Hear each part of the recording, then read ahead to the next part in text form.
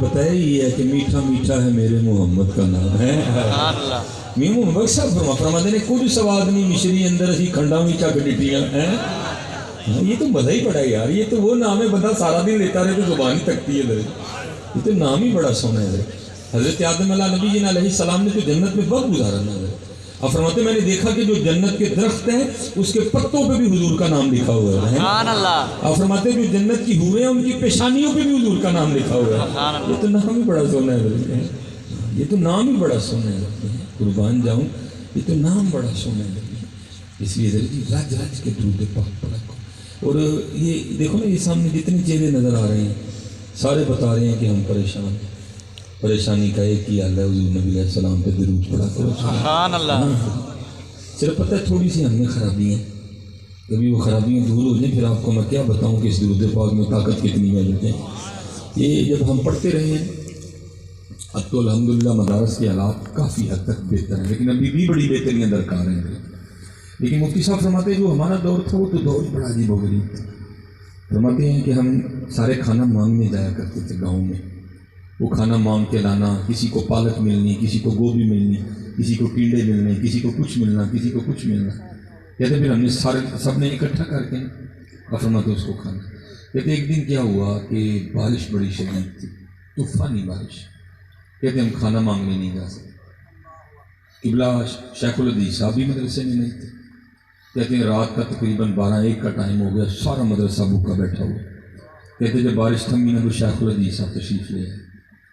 کہتے ہیں سارا مدرسہ بھوکا تھا. میں فرمانے لگے جاؤ اپنے اپنے برتنوں میں پانی بھر کے لائے. کہتے ہیں ہم سارے اپنے اپنے برتنوں میں پانی بھر کے لائے. کہتے شیخ الحدیث صاحب نے پڑھا بسم اللہ الرحمن الرحیم.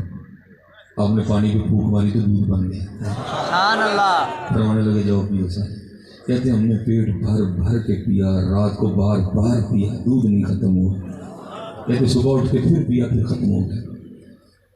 وقت گزرتا رہا. فرماتے ایک دن پھر یہ معاملہ بن گیا, بڑی بارش جناب. ہم نے کہا اب تو ٹینشن نہیں کوئی نہیں, نسخہ پتہ لگ گیا ہوا ہے, اب ہم خود ہی دودھ بنائیں گے.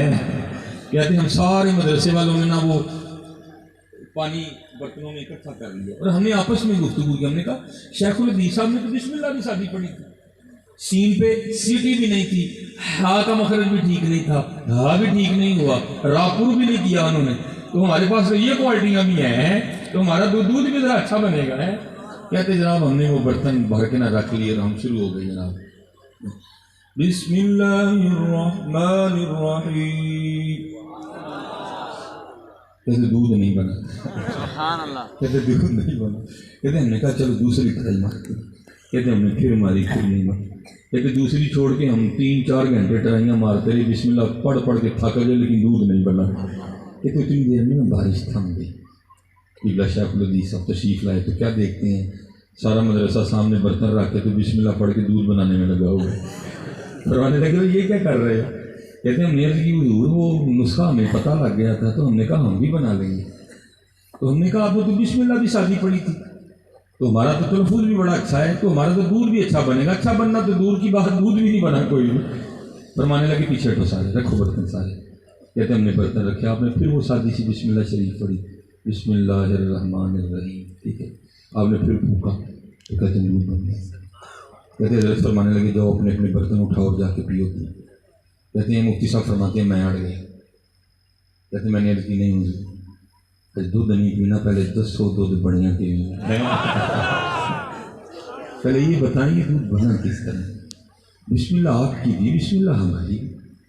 آپ کی شادی آپ نے ہی کو ہے پڑھا ہے, ٹھیک ہے جی. سین پہ سیٹی بھی نہیں, ہا کا مخرج بھی ٹھیک نہیں, ہا کی ادائیگی بھی ٹھیک نہیں ہے, میم بھی ہونٹوں کے خشک حصے سے نہیں نکلا.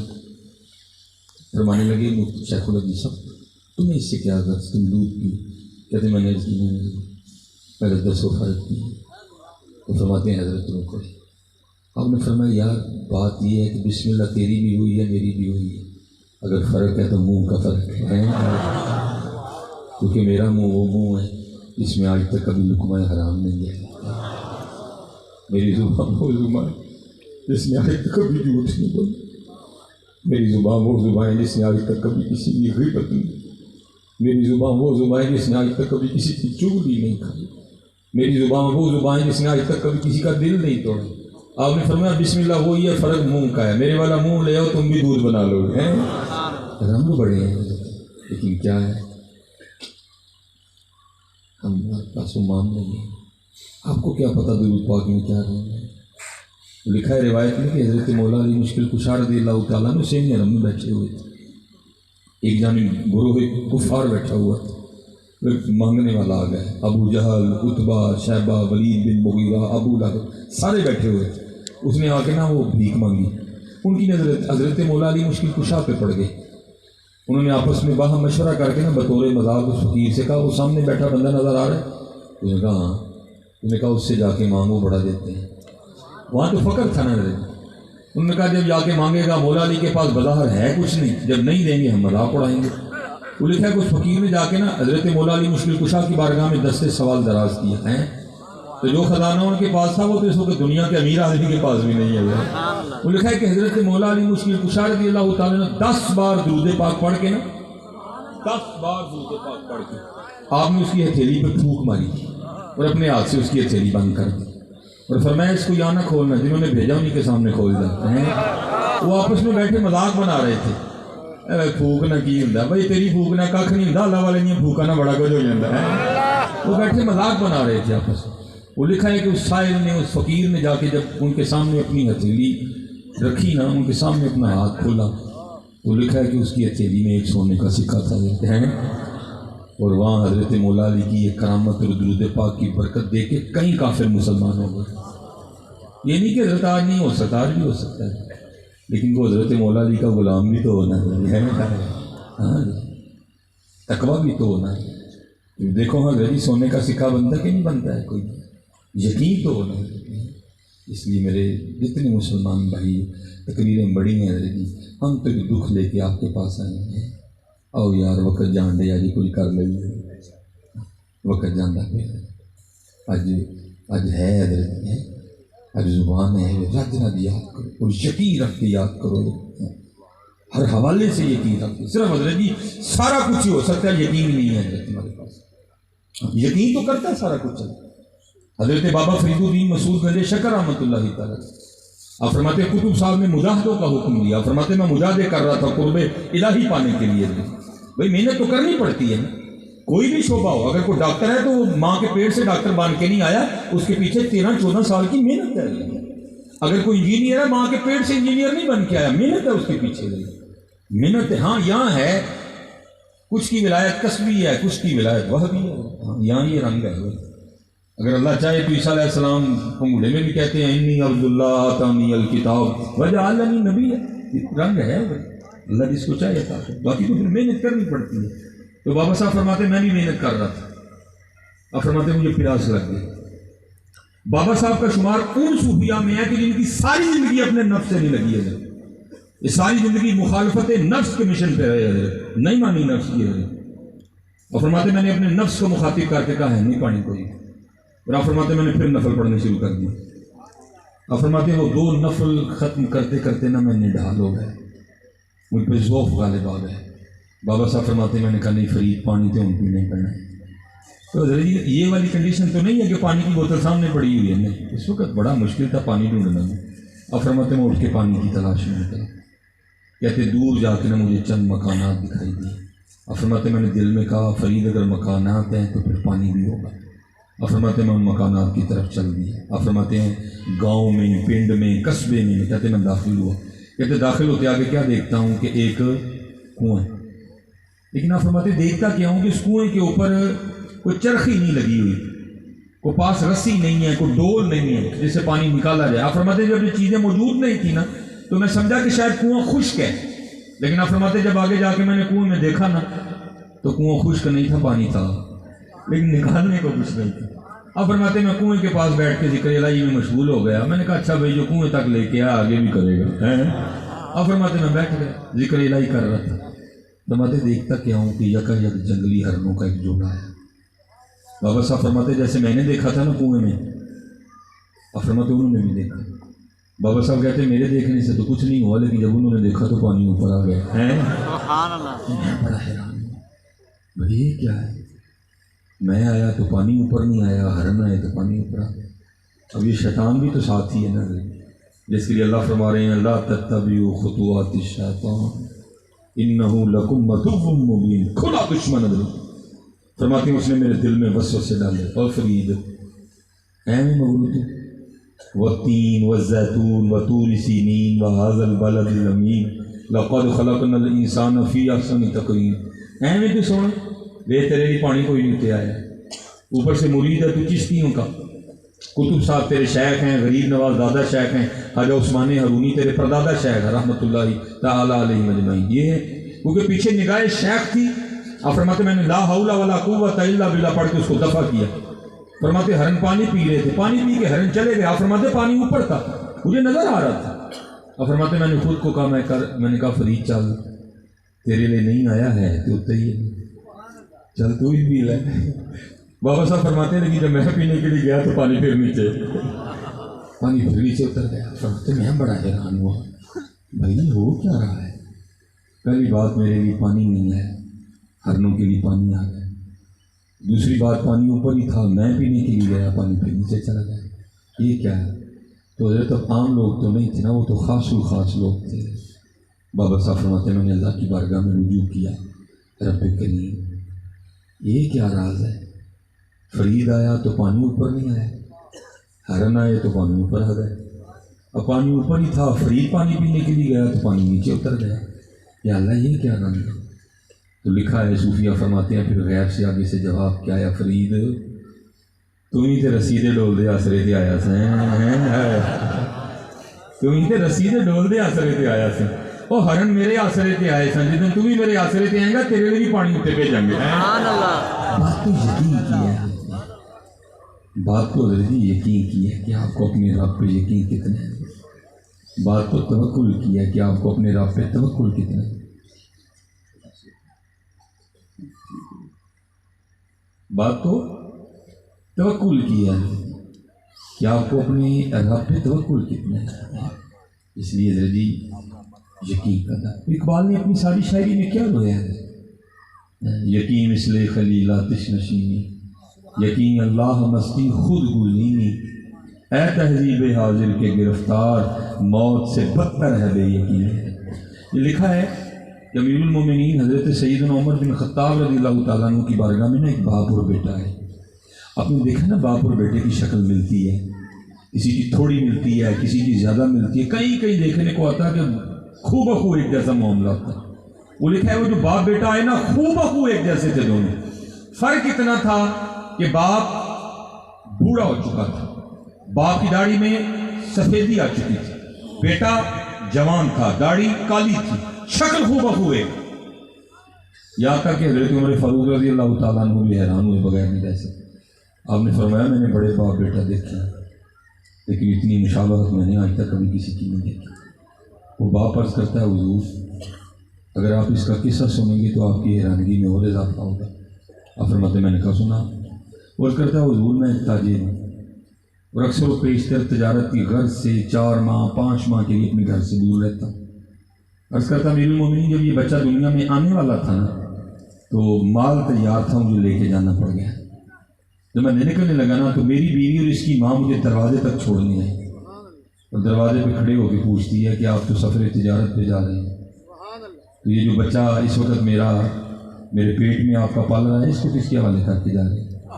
وہ عرض کرتا امیر المومنین میں نے دروازے پہ کھڑے ہو کے کہا کہ میں دنیا میں آنے والے اپنے اس بچے کو حوالے کرتا ہوں اللہ کے۔ کس کے حوالے کرتا ہوں؟ دردیں کہتے کس کے حوالے کرتا ہوں؟ اللہ کرے تھوڑا ڈر لے جائیے۔ وہ موٹر سائیکل کا پہیہ چکتے ہیں تمہیں ڈر نہیں آتا ہے، اللہ کہیں گے تمہیں ڈر آتا ہے۔ اللہ کرے تھوڑا ڈر لے جائیے آپ۔ وہ عرض کرتا امیر المومنین میں نے کہا میں اس کو حوالے کرتا ہوں اللہ کا۔ بچہ لگا جو وقت تھا مال بیچا کچھ اور خریدا اپنے وطن واپس آ گئے۔ اب جیسے جیسے اپنا علاقہ قریب آ رہا تھا میرا دل اڑ رہا تھا، پتہ نہیں اللہ نے بیٹا عطا کیا ہے کہ بیٹی ہے، بیٹا ہوگا تو یہ نام رکھوں گا، بیٹی ہوگی تو یہ نام رکھوں گا۔ لیکن عرض کرتا امیر المومنین جب اپنے گھر آیا نا تو آ کے کیا دیکھتا ہوں کہ گھر کو باہر سے تالا لگا ہو۔ میں بڑا حیران ہوا میری بیوی کدھر گئی؟ عرض کرتا امیر المومنین میں نے ہمسائے کے دروازے پہ دستک دی، اس نے دروازہ کھولا، میں نے کہا میری بیوی کدھر ہے، مجھے کچھ خبر ہے؟ اس نے کہا بات یہ ہے کہ جب بچے کی ولادت کا وقت قریب آیا نا تو تیری بیوی درد ذہ کی شدت کو برداشت نہیں کر سکی اور بچے کی پیدائش سے پہلے تیری بیوی کا انتقال ہو گیا۔ ہم نے اس کو قبرستان میں دفنا دیا۔ ایک شخص میرے ساتھ گیا، اس نے جا کے قبر کی نشاندہی کی، میں نے فاتحہ پڑھی، اس کو اصال ثواب کیا، اس کی بخشش و مغفرت کے لیے دعا کی، میں واپس آ گیا۔ ظہر پڑھی، عصر پڑھی، مغرب پڑھی، عشاء پڑھی۔ عشاء پڑھ کے میں اپنے بستر پہ لیٹا تھا تو ایسے لگا جیسے وہ مجھے قبرستان کی جانب کھینچ رہا ہے۔ میرا دل کیا کہ میں پھر جاؤں اس کی قبر پہ جا کے نا قرآن کریم پڑھوں۔ اللہ آپ کو پتہ ہے دن کے وقت ڈر کے ہمارے قبرستان کوئی نہیں جاتا تو رات کو جانا ورز کرتا ہوں، میرے مومنین نہ چاہتے ہوئے بھی میں قبرستان کی جانب چل پڑا۔ جب اپنی بیوی کی قبر پہ پہنچا نا تو وہاں جا کے کیا دیکھتا ہوں کہ اس کی قبر سے ایک شعلہ روشن ہے۔ میں بڑا حیران ہوا کہ بھائی یہ تو بڑی صوم و صلات کی پابند عورت تھی، اخلاق بڑا اچھا تھا، وہ پردہ تھی، ٹھیک ہے جی، خدمت گزار تھی، میں اس سے خوش ہوں، اس کی قبر میں آگ کیوں لگ گئی؟ میں نے ارادہ کر لیا کہ میں قبر کھول کے دیکھوں گا۔ اصل میں قدرت کی طرف سے ہو رہا تھا، مجھے قبر کھولنا غصوں کا کام ہے۔ اور کرتا میں نے بڑی محنت کر کے نہ مٹی ہٹائی، قبر میں اترا۔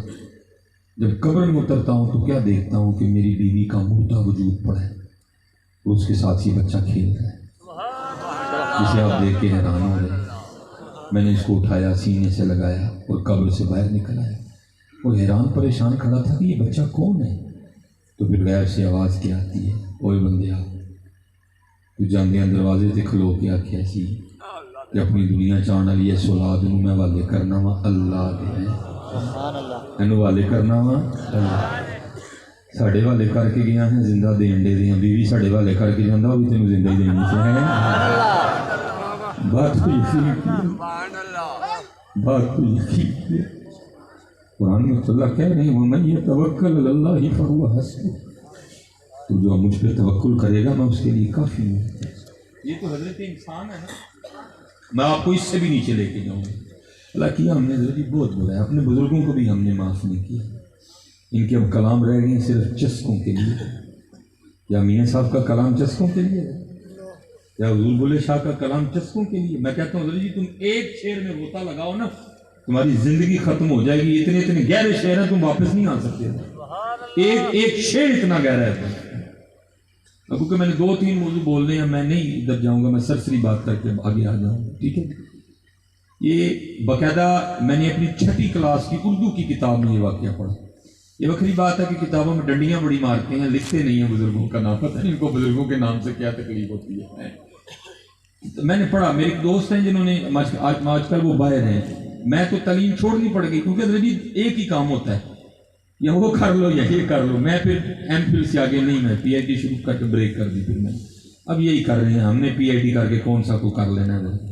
اللہ کا شکر ہے یہ بچے نمازی ہو جائیں، اللہ اور اللہ کے رسول سے لو لگ جائے پی ایچ ڈی جلدی، کیونکہ اصل پی ایچ ڈی تو وہ ہے جو بارگاہ مصطفیٰ سے ہو رہے ہیں، باقی کہیں پی ایچ ڈی آئے کہیں بیچارے چلے گئے، تو ہم نے پھر ترک کر دیا، اب تو یہی کر رہے ہیں، اللہ قبول فرما لیتے ہیں۔ وہ میرے دوست ہیں، انہوں نے پی ایچ ڈی ماشاءاللہ مکمل کی، اور انہوں نے جو ہے نا سیف الملوک پہ انہوں نے جو ہے نا مقالہ لکھا، جو ان کے جو ہے نا تھیسیز ہیں وہ سیف الملوک پہ ہیں۔ ظاہر ہے پھر تحقیق کرنی پڑتی ہے، حضرت نے بڑی تحقیق کی، بڑی ماشاءاللہ بڑی انہوں نے پھر ابھی وہ کتابی صورت میں نہیں چھپا، جو اس کے وہ اوراق ہے نا جو انہوں نے ہاتھ سے جو وہ کام کیا، اس کی انہوں نے کچھ فوٹو کاپیاں پھر مجھے بھیجی، پھر میں نے اس کا مطالعہ کیا، اس میں نے پڑھا تھا۔ اب میرے پاس اتنا وقت نہیں ہے، ٹوٹل اس پہ 12 شعر میاں صاحب نے لکھے، 12 شعروں میں میاں صاحب نے اس واقعے کو مکمل کیا ہے۔ میں 12 نہیں پڑھوں گا، 11 نہیں پڑھوں گا، 12واں پڑھ دوں گا، ٹھیک ہے۔ باقی جو شعروں کا ترجمہ ہے وہ آپ کو عرض کر دیتا ہوں۔ وہ ایک دن اس طرح کہ میاں محمد بخش رحمۃ اللہ تعالی علیہ آپ ایک درخت کے نیچے بیٹھے ذکر الہی کر رہے تھے، اور آپ کے ساتھ ایک اور درخت تھا جس کے اوپر ایک فاختہ نے، اردو میں فاختہ، ہماری پنجابی میں کھوگی کہتے ہیں، اب پتہ نہیں آپ کی زبان میں کیا کہتے ہیں، کھوگی ہے، ماشاء اللہ ٹھیک ہو گیا۔ وہ اصل میں مجھے تھوڑا مسئلہ ہے نا، ہمارے ایک دفعہ ہم جب نظامیہ ہوتے تھے نا، میرے ایک دوست تھے اسی سنگ کے تھے، ہم سوئے پڑے تھے، دوپہر کو ہم سوئے نا، کلاس سے فارغ ہوئے، کوئی گھنٹہ سونے کو ملتا تھا، پھر زور کے بعد، زور سے پہلے لنگر پھرنا، اس نے اٹھ کے نا اس نے وہ جو ہے نا پنجابی میں اس کو کیا بولیں گے کروانا شروع کر چڑے ہیں اوے میں نے ڈیمو لڑ گیا او میں نے ڈیمو لڑ. اب اتنی تو ہمیں سمجھ آ گئی کہ اس کو کچھ لڑا ہے, لیکن اب ہماری جانے والا ڈیمو کس کو کہتے ہیں؟ ہم اسی میں تھے کہ ہمیں کم از کم پتہ چلے کہ ڈیمو ہے کس بلا کا نام, تو پھر ہم کو اس کا سدباب بھی کریں گے. بہرحال